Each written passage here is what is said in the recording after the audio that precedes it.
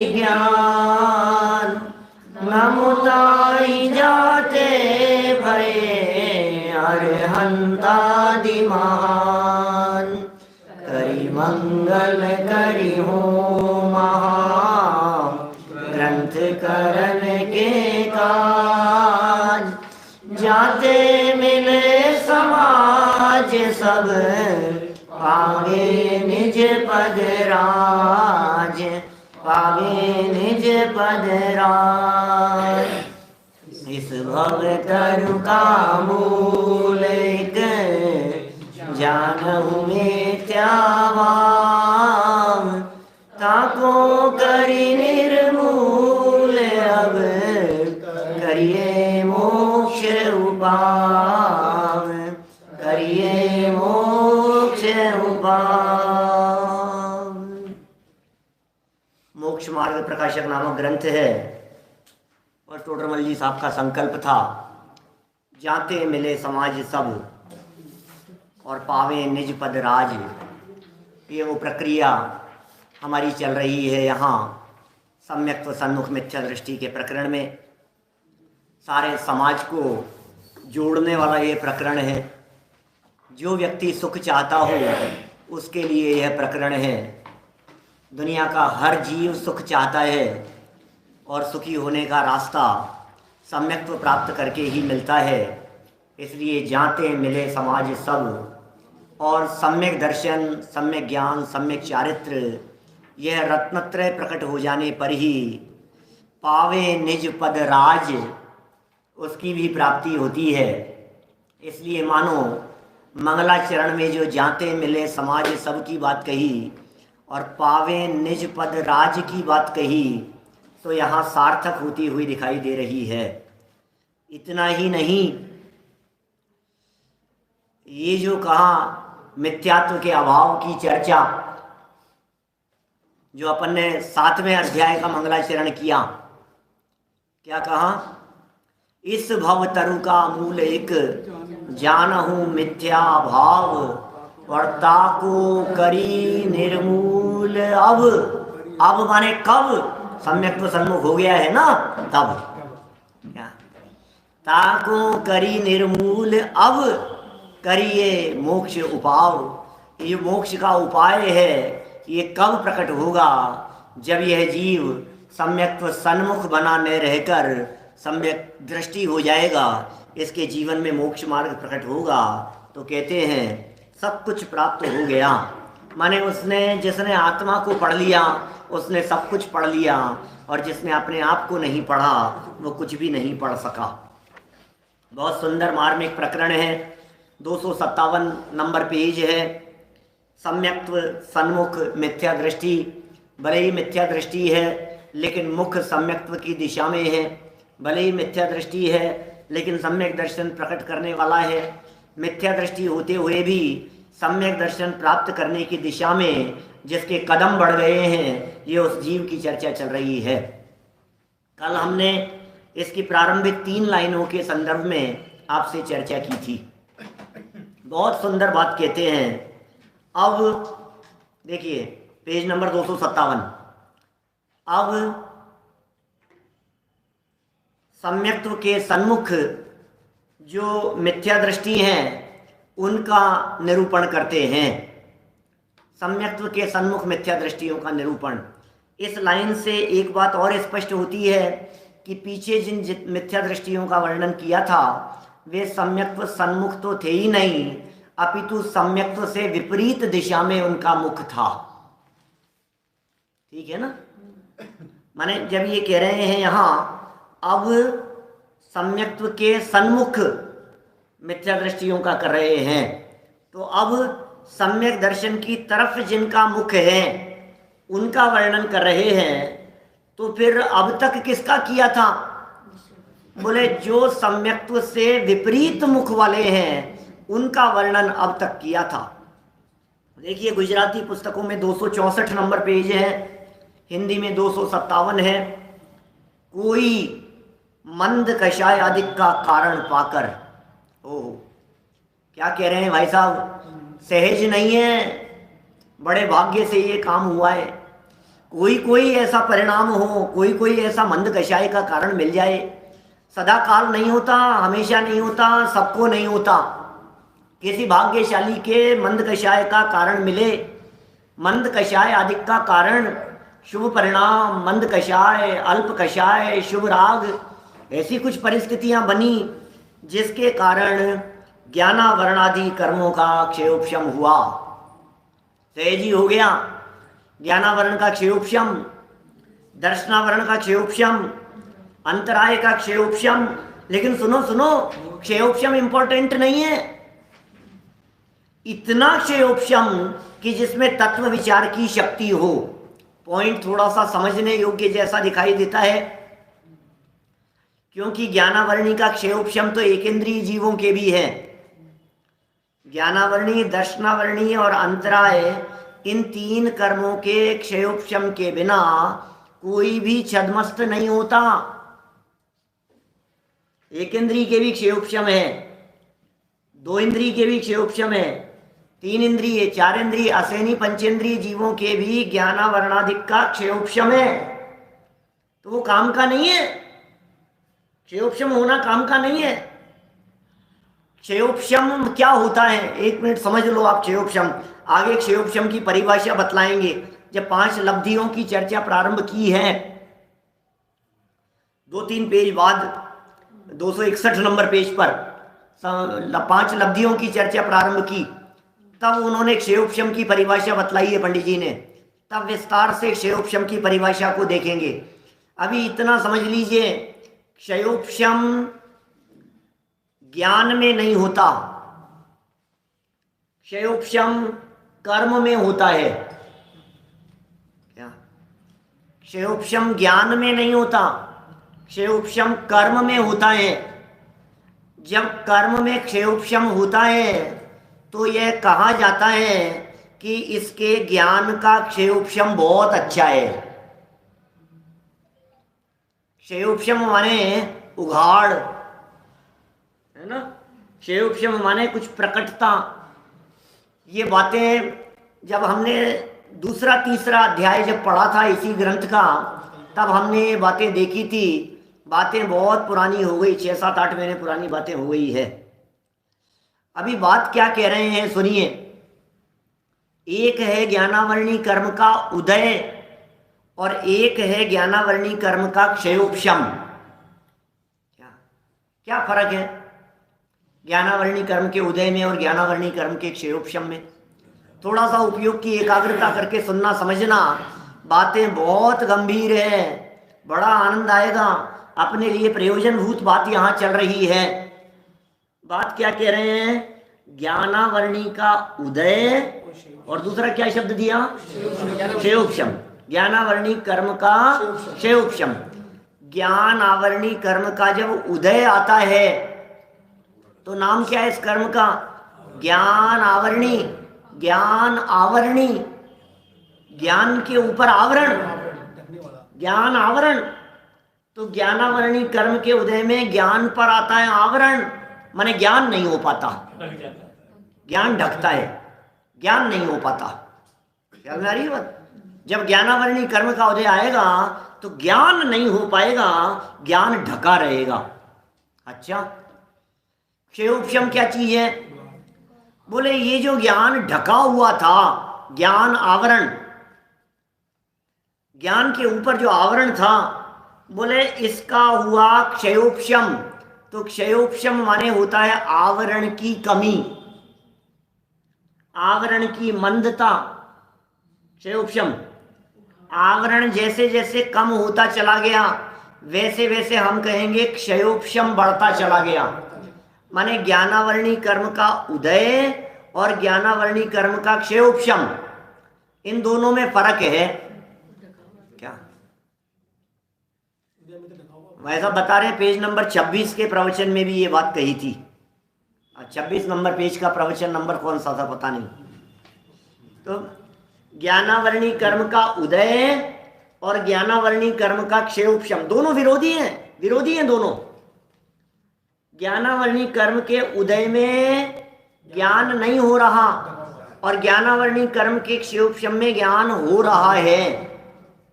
ठीक है, उदय बढ़ता जा रहा है तो क्षय उपशम कम है। क्या उदय बढ़ता जा रहा है, ज्ञानावर्णी का उदय बहुत तीव्र है, इसका मतलब क्षय उपशम बहुत मंद है। ज्ञानावर्णी कर्म का उदय मंद है माने क्षय उपशम तीव्र है। उदय मंद तो क्षय उपशम तीव्र, उदय तीव्र तो क्षय उपशम मंद। कठिन तो नहीं है बात, दो ही तो शब्द बोले हैं मैंने। ज्ञानावर्णी कर्म का उदय और क्षय उपशम, क्या मंदता और तीव्रता बराबर। अब सुनो, विशेष बात यह है कि ज्ञानावर्णी कर्म का क्षयोपशम माने ऐसा नहीं हो सकता कि ज्ञानावर्णी कर्म का 100% उदय आ जावे तो ये जीव जड़ हो जाएगा। ज्ञानावर्णी कर्म का 100% उदय आ गया तो ज्ञान ही ढक गया, ज्ञानावर्णी कर्म का पूरा उदय आ गया तो ज्ञान ही खत्म हो गया। तो बोले उदय के साथ साथ में क्षयोपशम भी बनता रहता है। क्या प्रवचन नंबर 29 में चर्चा थी, अवनीश भाई धन्यवाद। तो ज्ञानावर्णी कर्म का उदय और क्षयोपशम, तो बोले उदय इतना तीव्र हो कि क्षयोपशम बचे ही नहीं, बोले ऐसा नहीं हो सकता, तब तो जीव ही जड़ हो जाएगा, अचेतन हो जाएगा। इसका मतलब थोड़ा बहुत ज्ञान की झलक, छिलकी, प्रकाश, रोशनी कायम रहेगी। इसका मतलब क्षयोपशम के बिना नहीं हो सकता ये जीव, क्षयोपशम कंपलसरी है। ठीक है, अब ये जो क्षयोपशम कंपलसरी है तो हम ये पूछ रहे हैं एकेंद्रीय जीव के क्षयोपशम है या नहीं है? चींटी मक्खी मच्छरों के क्षयोपशम है या नहीं? ज्ञानावर्णी कर्म का, ज्ञानावरण दर्शनांत है, बिल्कुल है, उनके भी है। तो ये कह रहे हैं मंद कषाय आदि का कारण पाकर ज्ञानावरणादि कर्मों का क्षयोपशम हुआ। बोले कोई बड़ी बात नहीं है क्षयोपशम हुआ। हाँ, अगली लाइन के अंदर इंपॉर्टेंट बात कह दी, बोले कितना, बोले जिससे तत्व विचार करने की शक्ति हुई, इतना इतना क्षयोपशम, इतना चाहिए। माने ये जो ज्ञान का उघाड़ है क्षयोपशम का, ये इतना चाहिए कि जितने उघाड़ में तत्व विचार कर सके। क्या समझ में आ रही है बात? ये जितना, जितने उघाड़ में तत्व विचार कर सके। अब मैं आपसे पूछ रहा हूं, क्या शावड़ा जी देखो क्या कह रहे हैं, इतना उघाड़, तो बोले बात तो सही है, जिसमें तत्व विचार कर सके। तो सैनी पंचेंद्रिय सर्व जीवों के इतना उघाड़ तो होता है, इतना क्षयोपशम तो होता है, जिससे तत्व विचार करने की शक्ति हुई, इतना तो होता है सब सैनी पंचेंद्रिय जीवों के, चाहे वो नारकी हो, चाहे वो तिर्यंच गति के सैनी पंचेंद्रिय हो, चाहे सभी देव गति के जीव हो, सभी मनुष्य गति के जीव हो, इतनी शक्ति तो है कि वो तत्व विचार कर सके। लेकिन एक चैलेंज है बीच में। वो चैलेंज क्या है कि शक्ति तो थी लेकिन मोह तीव्र था, मोह तीव्र था। बोले ये क्या हुआ? क्या बोलो, समझ में आ रही है? माने ये जो बात कह रहे हैं, ये कह रहे हैं तथा मोह मंद हुआ। यदि मोह मंद नहीं हुआ तो क्षयोपशम तो आप क्या समझते हैं, बड़े बड़े साइंटिस्ट लोग दिखाई देते हैं, डॉक्टर्स दिखाई देते हैं, इंजीनियर दिखाई देते हैं, उनके ज्ञानावर्णी कर्म का क्षयोपशम कम है क्या? बुद्धि तो बहुत तेज है, इतने आविष्कार कैसे होते, इतने आगे कैसे निकलते? बहुत बुद्धिमान लोग हैं, एक से एक धुरंधर हैं, ज्ञान का क्षयोपशम बहुत है। ज्ञानावर्णी कर्म का उघाड़ है, उदय नहीं है। तो इतना नॉलेज है, इतना ज्ञान है, पॉइंट टू पॉइंट बात करते हैं, टू दी पॉइंट बात करते हैं, इतना गहराई से विषय को पकड़ते हैं, क्षयोपशम तो बहुत है, लेकिन मोह तीव्र है। क्या बात कर रहे हो साहब? हमने तो बहुत मंद मोह वाले भी देखे हैं दुनिया में। अरे उसे मोह मंद नहीं कहते, मोह की मंदता उसे कहते हैं कि तत्व विचार में उद्यम हुए, उसका नाम मोह की मंदता है। तत्व विचार में पहले कहा तत्व विचार की शक्ति, क्या पहले कहा तत्व विचार की शक्ति, और अब कहते हैं तत्व विचार में उद्यम। फिर शक्ति जिसमें नहीं है वो उद्यम क्या करेगा? और शक्ति होने पर भी उद्यम नहीं करें तो क्या हासिल हो जाएगा? अरे इतना ज्ञान प्राप्त करके भी यदि तत्व विचार में उद्यमवंत नहीं हुए तो सब बेकार चला जाएगा भाई साहब। क्या बोलो, समझ में आ रही है? तत्व विचार करने की शक्ति तो थी, लेकिन तत्व विचार में उद्यम नहीं कर पाया। क्या उद्यम होना चाहिए? अरे विचार में उद्यम, विचार को उद्यम कहते हैं भैया। उद्यम किसे कहते हैं? पुरुषार्थ किसे कहते हैं? सारा जगत पुरुषार्थ भाग दौड़ को कह रहा है। पूरी दुनिया ये कह रही है अरे कितने पुरुषार्थी, अरे भाई साहब बैठते ही नहीं है, हमने तो उनको भागते दौड़ते ही देखा है। अरे क्या भागम भाग, इधर उधर उधर उधर। क्या क्या मैंने ऐसा लग रहा है अरे कितने पुरुषार्थी, इनकी मेहनत तो देखो भाई साहब, मतलब 24 घंटे में से 18 घंटे काम करते हैं। कितने पुरुषार्थी हैं, कितने पुरुषार्थी हैं। टोडरमल जी कह रहे हैं ऐसे पुरुषार्थ नहीं कहते हैं। दुनिया की भाग दौड़ का नाम पुरुषार्थ नहीं है, पैसा कमाने की भाग दौड़ का नाम पुरुषार्थ नहीं है, इसका नाम उद्यम नहीं है, इसका नाम प्रयत्न नहीं है। ये बतलाओ तत्व विचार में उपयोग लगाया कि नहीं लगाया? नहीं, वो तो नहीं लगा पाए। बोले इसे उद्यम कहते हैं, इसका नाम प्रयत्न है। दुनिया में कौन कहेगा? बोलो, शांति से एक व्यक्ति बैठा हुआ जिसका उपयोग सिर्फ तत्व विचार में लगा हुआ है, बोले बहुत मेहनती है। लोग कहेंगे फालतू बैठा है यार, कुछ नहीं कर रहा है,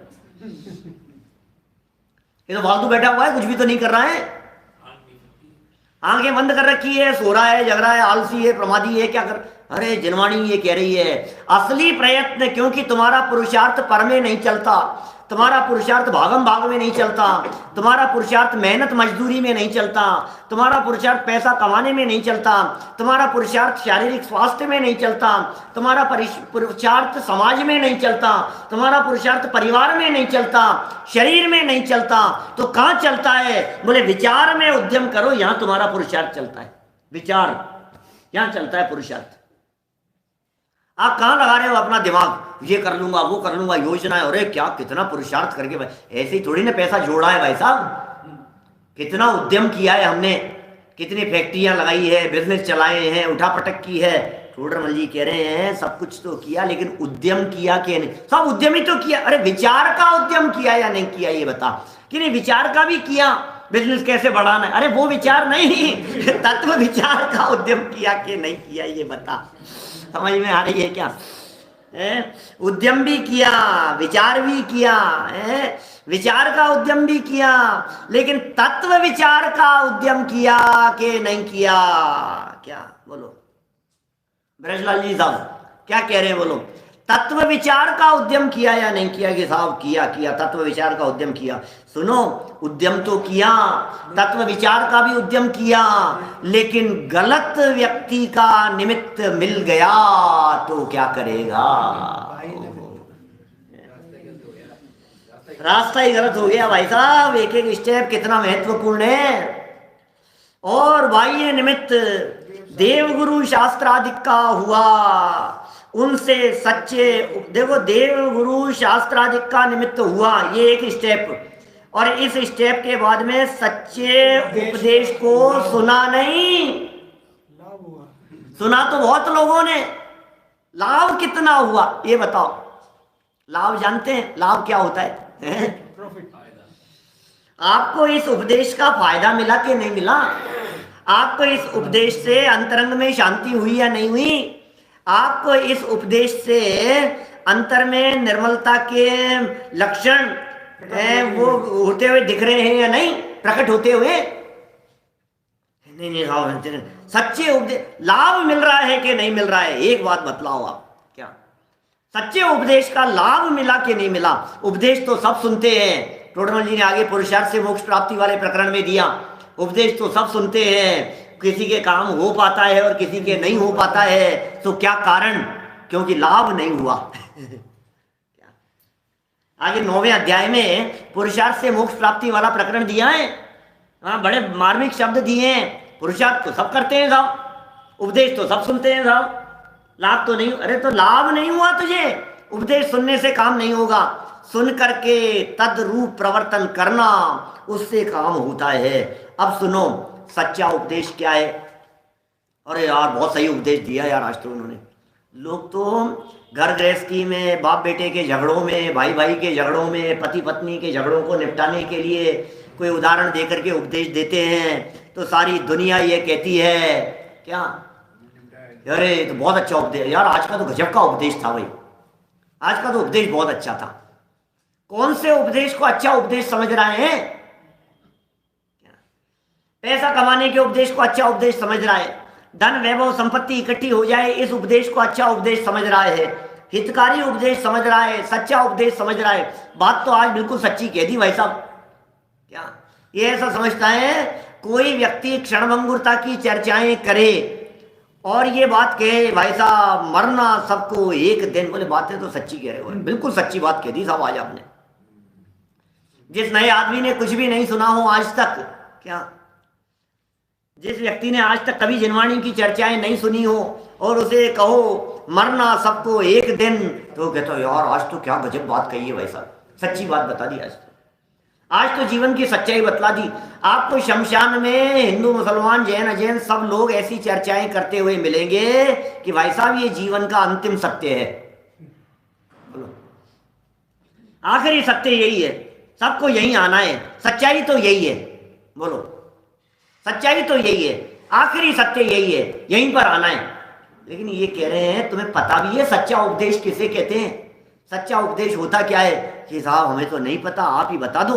क्या आप ही बता दो सच्चा उपदेश क्या है? तो सुनो अब सच्चा उपदेश बतलाते हैं, तुम निर्णय करना कि तुम्हें सच्चा उपदेश मिला या नहीं मिला।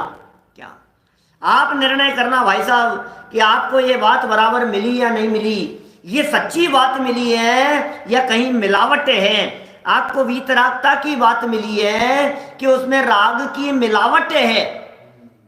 कौन बताएगा ये बात? खुद निर्णय करना पड़ेगा। आपके पास में जो नोट आया है वो नोट असली है या नकली है, ये दूसरा व्यक्ति नहीं बताएगा, आपको निर्णय करके अपनी जेब में रखना पड़ेगा। आप जब गोल्ड खरीद रहे हो तो आपको निर्णय करके लाना पड़ेगा कि मैं प्रामाणिक दुकान से खरीद रहा हूं, तब तो बात हो गई बराबर। और दुकान यदि प्रामाणिक है या नहीं है हमें पता नहीं, तो कसौटी पर कस करके देखना कि ये बात बराबर है या नहीं है, नहीं तो ठगाया जाता है। दुनिया में ये जीव मार्का देख करके लाता है, ISI मार्का है या नहीं है, कंपनी का है या नहीं है, रिमार्क लगा हुआ है या नहीं है, कितने कैरेट का है। आजकल तो गवर्नमेंट ने नियम बना दिया कि वो पीछे लिखा हुआ रहेगा, आभूषण के ऊपर भी लिखा हुआ होना चाहिए कि ये कितने कैरेट का है, असली बिल्कुल कितनी प्रामाणिकता के संदर्भ में सब चीज देख करके लाता है। कपड़ा लाता है तो खरीद करके देखता है, अरे 2 पैसे की हंडी भी 2 पैसे माने जितने की भी आती हो, मटका भी खरीद करके लाता है तो ठोक बजा करके देख करके लाता है, कितना सब कुछ करता है भाई साहब। लेकिन ये जो जिनवाणी का उपदेश है, जिसे तत्वोपदेश कहा जाता है, जिसे धर्मोपदेश कहा जाता है, ये बातें गोरा कर्णेंद्री का विषय बनाने के लिए नहीं है। क्या ये सिर्फ और सिर्फ कर्णेंद्री का विषय बनाने के लिए नहीं है, इन बातों को भी हमें परीक्षा प्रदानी होकर के समझना पड़ेगा। ये नीचे कहेंगे अभी सारी बातें, अभी यहां बातें बताते हैं, सुनिए जरा। वहां अपने प्रयोजनभूत मोक्ष मार्ग के उपदेश की चर्चा कर रहे हैं। पहले 2 लाइन पढ़ता हूं, सिर्फ 2 लाइन देखना। वहां अपने प्रयोजनभूत मोक्ष मार्ग के देवगुरु धर्मादिक के जीवादि तत्वों के तथा निज पर के और अपने को अहितकारी हितकारी भावों के इत्यादि के उपदेश से। क्या क्या क्या क्या उपदेश दिया? कौन कौन से उपदेश की बात कर रहे हैं? इत्यादि के उपदेश से। कौन कौन सा उपदेश? हितकारी उपदेश की बात कर रहे हैं, सच्चे उपदेश की बात कर रहे हैं, सच्चे उपदेश का लाभ हुआ उसकी बात कर रहे हैं। बोले कौन से उपदेश को सच्चा उपदेश कहा जाए, ये बताओ, कौन से उपदेश को सच्चा उपदेश कहें? बोले ये जो 2 लाइनों के अंदर जो बात कही है ये उपदेश सच्चा उपदेश कहलाता है। बाकी दुकानदारी में दुनियादारी में कुछ दम नहीं है, सारी दुनिया भर में उलझे रहो आप, कुछ दम नहीं है। मोक्ष मार्ग, प्रयोजनभूत मोक्ष मार्ग माने प्रयोजनभूत का अर्थ लगाओ निश्चय। तो प्रयोजनभूत मोक्ष मार्ग माने निश्चय मोक्ष मार्ग का उपदेश मिला कि नहीं मिला? यहां साहब मिल तो रहा है साहब, क्या निश्चय मोक्ष मार्ग का उपदेश मिल तो रहा है। ये सुनो, देवगुरु धर्माधिक के उपदेश से सावधान होकर, नीचे वाले जो शब्द दिए हैं उपदेश से सावधान होकर, इसे सब जगह पर लगाओ। कहां कहां लगाना है? मोक्ष मार्ग के उपदेश से सावधान होकर, देवगुरु धर्माधिक के उपदेश से सावधान होकर, जीवादि तत्वों के उपदेश से सावधान होकर, तथा निज पर के और अपने को अहितकारी हितकारी भावों के उपदेश से सावधान होकर, इतनी बातों की सावधानी की चर्चा कर रहे हैं। क्या उपदेश बोलो? ऋषभदेव स्वामी 1,00,000 पूर्व तक, 1000 वर्ष कम, ये उपदेश देते देते आज हमारे बीच से निर्वाण को प्राप्त हो गए। आज आदिनाथ भगवान का निर्वाण मोक्ष कल्याणक है ना। क्या क्या उपदेश दिया उन्होंने? बोले ये उपदेश दिया कि अच्छा, उन्होंने बताया सच्चे देव कौन है, उन्होंने बताया सच्चे गुरु कौन है, उन्होंने बताया युग की आदि में एक कोड़ा कोड़ी सागर पहले 1,00,000 पूर्व तक ये बातें बताते रहे। सच्चा मोक्ष मार्ग, प्रयोजनभूत मोक्ष मार्ग आदिनाथ स्वामी ने बतलाया। किसने बताया सबसे पहले मोक्ष का मार्ग? बतलाओ। हे आदिनाथ स्वामी, आप ही ब्रह्मा है, आप ही विष्णु हैं, आप ही शंकर हैं, आप ही पुरुषोत्तम हैं। बोलो साहब, याद आई क्या 4 लाइनें? नहीं आई? बुद्ध स्वमेव विबुधार्चित बुद्धि बोधात् त्वं शंकरोऽसि भुवनात्रय शंकरत्वात् दातासि धीर शिव मार्ग विधिर्विधानात् व्यक्तं त्वमेव भगवन् पुरुषोत्तमोऽसि। 4 लाइनें, 4 नाम दे दिए गए। आदिनाथ स्वामी का आज निर्वाण दिवस है और ये मोक्ष मार्ग के उपदेश की चर्चा है, इसलिए बीच में श्लोक आ गया। क्या कह दिया? बुद्धस्त्वमेव, हे जिनेन्द्र देव, हे आदिनाथ भगवान, अरे सच में यदि कोई बुद्ध है तो आप ही बुद्ध हो। क्या? कौन है बुद्ध? क्यों? त्वमेव विबुधार्चित बुद्धि बोधात्, अरे बृहस्पतियों के द्वारा अर्चित माने पूजे जाने वाली बुद्धि होने से आप ही बुद्ध। ऐसी बुद्धि जिनको बृहस्पति भी पूजता हो, आप ही बुद्ध हो। त्वं शंकरोऽसि भुवनात्रय शंकरत्वा, आप ही शंकर हो। क्यों? भुवनात्रय शंकरत्वात्। क्या? भुवनत्रय 3 भुवन में, शंकरत्वात् शांति करने वाले होने से। अरे जिनका जन्म होने मात्र से तीनों लोकों में क्षण मात्र के लिए शांति हो गई हो, जिनके उपदेश को स्वीकार करने वाले लोग तीनों लोकों में जहां जहां आदिनाथ भगवान के उपदेश को स्वीकार करते हैं वे शांति का अनुभव करते हैं। अरे यदि 3 जगत में कोई शांति करने वाला है तो हे ऋषभदेव भगवान, आप ही शांति करने वाले हो। इसलिए यदि कोई शंकर है, आप ही तो शंकर हो, आप ही तो शंकर हो।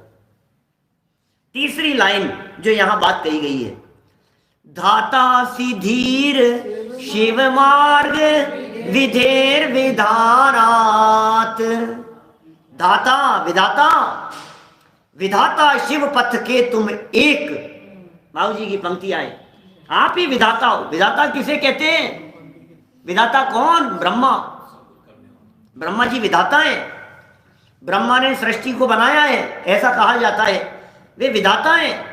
तो हे आदिनाथ भगवान, इस मुक्ति के मार्ग को इस जगत के जीवों को बताने वाले आप होने से आपके पहले कभी किसी ने मुक्ति का मार्ग नहीं बताया। कितने लंबे टाइम तक? बोले 18 कोड़ा कोड़ी सागर तक। क्या? पिछले 18 कोड़ा कोड़ी सागर में इस भरत भूमि पर मुक्ति का मार्ग बताने वाला कोई पैदा नहीं हुआ, और आपने आकर के इस मार्ग का मानो एक प्रकार से निर्माण किया। विधेर विधानात, विधि का विधान करने वाले होने से आप ही विधाता हैं। ऐसे आदिनाथ स्वामी जिनका आज निर्वाण कल्याणक हमने मना रहे हैं, ये कह रहे हैं यहाँ प्रयोजनभूत मोक्ष मार्ग के उपदेश। सावधान हो जाओ भैया, अब तो सावधान हो जाओ इससे, इस उपदेश को सुनकर के तो सावधान हो जाओ। ये उपदेश मोक्ष मार्ग का उपदेश है, ये संसार मार्ग का उपदेश नहीं है। प्रयोजनभूत मोक्ष मार्ग का उपदेश माने सांसारिक बातों की चर्चा नहीं होगी, इसका नाम मोक्ष मार्ग का उपदेश।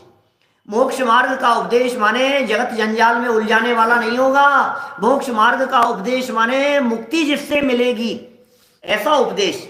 मोक्ष मार्ग का उपदेश माने ऐसा उपदेश जिससे ये जीव वेद विज्ञान करते हुए अल्प काल में निर्वाण की प्राप्ति कर सके, इसका नाम मोक्ष मार्ग का उपदेश है। प्रयोजनभूत मोक्ष मार्ग के देव गुरु धर्म क्यों कौन है? सच्चे देव पहचान तो करो, निर्णय करो सच्चे देव कौन है, निर्णय करो गुरु कौन है, और निर्णय करो सच्चा धर्म क्या है।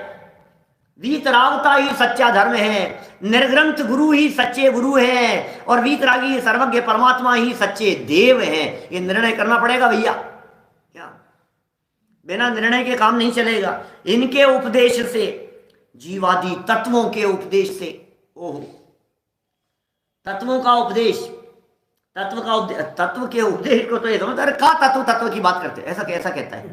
बोलो, जीवादि तत्वों का उपदेश मिल रहा हो तो समझना सच्ची बात है।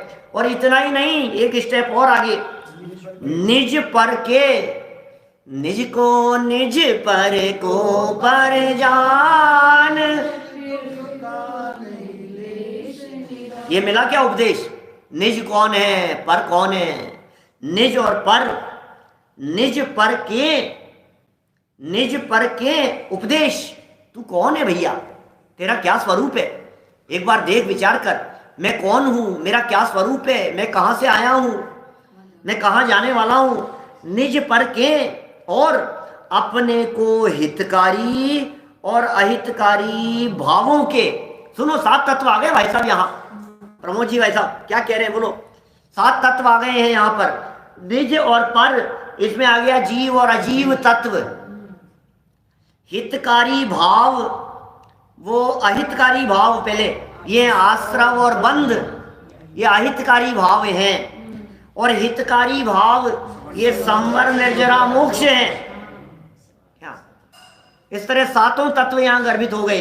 किसका उपदेश? जीवादि तत्वों के उपदेश से। 7 तत्वों का उपदेश मिला के नहीं। तुम कौन हो, पर क्या है, अपना क्या है और पराया क्या है, अपनी भलाई किसमें है और अपनी बुराई किसमें है। जगत में ये बात समझ लेना, बातें तो बहुत करते हैं अपन इस तरह की, भैया इसमें तेरी भलाई है, देख लेना, आज के बाद में ऐसा मत करना, इसी में तेरी भलाई है। दुनिया में ऐसी बातें करते हैं ना, क्या किसमें भलाई है? हितकारी माने भला, अहितकारी माने बुरा। अपने को हितकारी माने जिसमें अपनी भलाई हो, उसका नाम है हितकारी, और जिसमें अपनी भलाई न हो उसका नाम है अहितकारी। कितनी बातें हो गई। अरे कह रहे हैं इन भावों के इत्यादि के माने इस तरह की बातें जिसमें भेद विज्ञान की चर्चा हो, इस तरह की बातें जिसमें मोक्ष मार्ग की चर्चा हो। बोले इस उपदेश से सावधान होकर। ओ क्या बातें कह रहे हैं, सावधान होता है क्या? ये बातें क्या कही जा रही है? सावधान हो जाओ, थोड़े से सतर्क हो जाओ, जागृत हो जाओ भैया। ये जिनेंद्र देव की दिव्य ध्वनि जगाने के लिए आई है। ये जिनवाणी माँ अनादि काल से सोते हुए जीवों को जगाने का काम करती है। अनंत काल हो गया मोह की निद्रा में सोते हुए। मोह नींद से उठ रे चेतन, तुझे जगावन को हो दयालु उपदेश करे गुरु। ये सब उपदेश दे रहे हैं। ये श्री गुरु दयालु होकर के उपदेश दे रहे हैं। नींद से जागो, नींद से जागो, जागो जागो जागो चेतन, अब तो जागो। ये जगा रहे हैं यहाँ इस उपदेश से सावधान होकर। क्या किया इस सावधान से होकर? बोले विचार किया। विचार क्या किया आपने कि नहीं साहब, यहाँ तक तो बराबर चल रहे हैं, हमने प्रयोजनभूत मोक्ष मार्ग को भी देखा, देवगुरु धर्म का भी हमारे को समागम मिल गया, और जीवादि तत्वों को भी हमारे को खबर है, और निज और पर के भावों को भी हम जान रहे हैं। और हमें पता है, क्योंकि अहितकारी कहते हमारे दिमाग में पहले ही आ गया था पंडित जी कि आप आश्रम बंद की बात कर रहे हो, और हितकारी भाव कहते हमने तुरंत ही पकड़ लिया। संवर निर्जरा मोक्ष की बात चल रही है, तो हम तो बिल्कुल बराबर लाइन पे चल रहे हैं, अपने तो सब बराबर चल रही है ना। अपन तो रोज ही सुनते हैं ये सारी बातें, क्यों साहब जैन साहब, है ना, हम तो रोज सुनिए ये बातें। बोलो अजय भैया, अपन खूब रोज सुन रहे भैया, ये तो अपन बात सुनो। विचार किया क्या हो, मुझे तो इन बातों की खबर ही नहीं। ओहो, क्या कह रहे हैं, क्या विचार किया आपने? इन बातों को सुनने के बाद ये विचार आया क्या कि मुझे तो इन बातों की खबर ही नहीं, या ये सब सुनने के बाद में विचार आया कि हाँ ये सब तो खबर है? बोलो क्या विचार आया? नहीं, 7 तत्वों की तो खबर है, और नई बात बताओ पंडित जी, और कोई नई बात बताओ। इतनी तो खबर है हमारे को, देवचांद गुरु इतनी बात तो खबर है? प्रेम मोक्ष मार्ग की भी हाँ मालूम है हमारे को, 7 तत्व जान रहे हैं, आश्रम बंद जान रहे हैं, पंडित सब खबर है अपने को। अरे भैया हो टोडरमल जी, क्या कह रहे हैं? अंदर से ऐसा उछाला आना चाहिए, अंदर से ऐसा भाव आना चाहिए। मैंने तो ये बातें सुनी ही नहीं है यार, ये क्या कह रहे हैं? अहो, मुझे तो इन बातों की खबर ही नहीं है, सच में खबर नहीं है। एक बार यदि खबर हो जाए ना, तो फिर ये जीव मोक्ष मार्गी हो जाता है। जिन्हें अपनी खबर हो जाती है, फिर वे संसार में परिभ्रमण नहीं करते हैं क्या? मुक्ति में समय नहीं लगेगा आलोक जी, वैसा मुक्ति में टाइम नहीं लगता है, फिर समझ में आ जानी चाहिए बात। प्रभु जी अब ना भटकेंगे संसार में, अब अपनी हो, अब अपनी खबर हमें हो गई क्या? हो गई क्या खबर, ये तो बताओ। भूल रहे थे निज वैभव को, पर को अपना माना। क्या कर रहे थे आज तक? ये कह रहे हैं मुझे खबर नहीं थी, पर को अपना मान रहा था। मैं इस भूल में था, मैं इस गलतफहमी में था। मैं पैसे को अपना मान रहा था, मैं धन को अपना मान रहा था, मैं परिवार को अपना मान रहा था।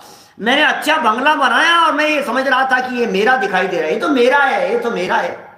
भूल रहे थे निज वैभव को, पर को अपना माना। और क्या किया? विष सम पंचेंद्रिय विषयों में ही सुख हमने जाना। आप क्या करना है भाई साहब, ये बताओ क्या करना है अब? पर से भिन्न लखू निज चेतन, मुक्ति निश्चित होगी प्रभु जी। अब ना भटकेंगे संसार में, अब अपनी खबर हमें हो गई। मुझे तो इन बातों की खबर ही नहीं थी। ये कह रहे हैं खबर हो गई, खबर अब हुई है, आज हुई है, मुझे तो खबर ही नहीं थी, मुझे तो खबर ही नहीं थी। मैं तो कितने वर्षों से मंदिर आ रहा था, मुझे तो खबर ही नहीं थी। मैं तो कितने वर्षों से पूजन कर रहा था। हे आदिनाथ भगवान, हे वीतराग सर्वज्ञ प्रभु, तुमको नाम तक पहचाना। हे आदिश्वर जिन राज प्रभु, तुमको नाम तक पहचाना। बोलो क्या करें? हे आदिनाथ भगवान, मैंने आपको पहचाना ही नहीं। क्या बात कर रहे हो, नहीं पहचाना क्या आपने? क्या अभी मेरे गजपंथा के प्रवचन सुने थे क्या? गजपंथा वाले किसने सुने क्या भैया? आदिनाथ भगवान को नहीं पहचाना क्या? बोलो पहचानते हो क्या? नहीं, क्या बात कर रहे हो, सब तुरंत पहचान लेते हैं। बोले कैसे? बोले नीचे वो चिन्ह लगा रहता है ना बैल का, नीचे बैल का चिन्ह लगा रहता है, तो तुरंत पहचान ले। आदिनाथ भगवान, आदिनाथ भगवान। कैसे पहचाना? चिन्ह से पहचाना। चिन्ह से आदिनाथ भगवान को पहचाना या आदिनाथ भगवान की प्रतिमा को पहचाना? बोलो चिन्ह से किसे पहचान रहे हो आप? ये चिन्ह से प्रतिमा पहचानने में आ रही है। हे भगवान, मैंने आपको पहचाना नहीं, हे भगवान मुझे खबर ही नहीं है आप कौन हो, न मुझे देव की खबर है न मुझे गुरु की खबर है। प्रभु हर साल आपको आकर के आपका निर्वाण दिवस मनाता रहा, हे आदिनाथ भगवान आपकी जयंती मनाता रहा, हे महावीर स्वामी आपकी जयंती मनाई, महावीर निर्वाण दिवस मनाए, लड्डू बनाए, लड्डू खाए, लड्डू खिलाए, लड्डू बांटे, बधाइयां दी, सब कुछ किया, लेकिन हे भगवान मैंने आपको आज तक नहीं खबर ही नहीं थी आप हो कौन। हे वीतराग सर्वज्ञ प्रभु तुमको नाम तक पहचान। जुलूस निकाले, प्रभात फेरी निकाली, विधान किए, अनुष्ठान किए, लेकिन क्या कह रहे हैं, खबर ही नहीं थी मुझे तो इन बातों की खबर ही नहीं थी। बोलो समाज में बात करो जरा लोगों से, किस किस को खबर है, खबर ही नहीं थी, अरे आज ये मुझे तो खबर ही नहीं थी। अच्छा मैं जीव तत्व हूं, अच्छा चींटी मक्खी मच्छर भी जीव है, मुझे तो खबर ही नहीं थी। अच्छा मैं आश्रव से दुखी हूं, अच्छा इसका नाम आश्रव है, मुझे तो खबर ही नहीं थी। अच्छा शरीर पुद्गल है, पर है, मुझे तो इस बात की खबर ही नहीं थी। कितने लोगों को इन बातों की खबर है। ये जिनवाणी सुनने के लिए आकर के बैठता है तो टोडरमल जी साहब कह रहे हैं खबर नहीं थी भैया इन बातों की, ऐसा विचार आना चाहिए, बहुमान आना चाहिए, ऐसा नहीं लगना चाहिए ये तो कल ही बताई थी बात, ये तो परसों ही सुनी थी, हाँ ये तो सुनी हुई है, पंडित जी कोई नई बात बताओ। अरे इतनी सुन ली क्या, इतनी समझ में आ गई क्या, इतनी बात अंदर में उतर गई क्या? यदि नहीं उतरी है तो पहले इसको समझो। क्या ये समझ में आ गई है क्या? आपको मालूम है युधिष्ठिर, भीम, अर्जुन, नकुल, सहदेव, सारे कौरव, सब लोग द्रोणाचार्य के सामने खड़े होकर के वहां शिक्षा प्राप्त कर रहे थे और द्रोणाचार्य ने कहा हमें सत्य बोलना चाहिए, पाठ याद कराया। बोलो याद हो गया? बोलो दुर्योधन, हाँ याद हो गया, हमें सत्य बोलना चाहिए। अर्जुन याद हो गया कि हाँ याद हो गया, हमें हमेशा सत्य बोलना चाहिए। सबको याद हो गया। युधिष्ठिर ने कहा कि नहीं गुरुजी याद नहीं हुआ, ये क्या बात कर रहे हो, इतनी इतनी मंदबुद्धि, याद नहीं हुआ अभी तक? हाँ गुरुजी याद नहीं हुआ। कई दिन लग गए पाठ को याद करने में और फिर एक दिन बोले मुझे याद हो गया। ये क्या हुआ? हमें सदा सत्य बोलना चाहिए। ये पाठ युधिष्ठिर को कभी सत्यवादी कहलाते हैं युधिष्ठिर, जानते हैं आप? झूठ नहीं बोलने की प्रतिज्ञा थी उनकी। इसलिए युद्ध भूमि में जब बीच में इस तरह का प्रसंग बना कि द्रोणाचार्य का जो मन है वो कैसे विचलित किया जाए, क्या किया जाए। अश्वत्थामा बेटा था द्रोणाचार्य का, बोले अश्वत्थामा जो है ये यदि ये कह दिया जाए युद्ध भूमि के बीच में, युद्ध के बीच में कि अश्वत्थामा मर गया तो द्रोणाचार्य का चित्त विचलित हो जाएगा, हमारे विजय के चांस बनेंगे।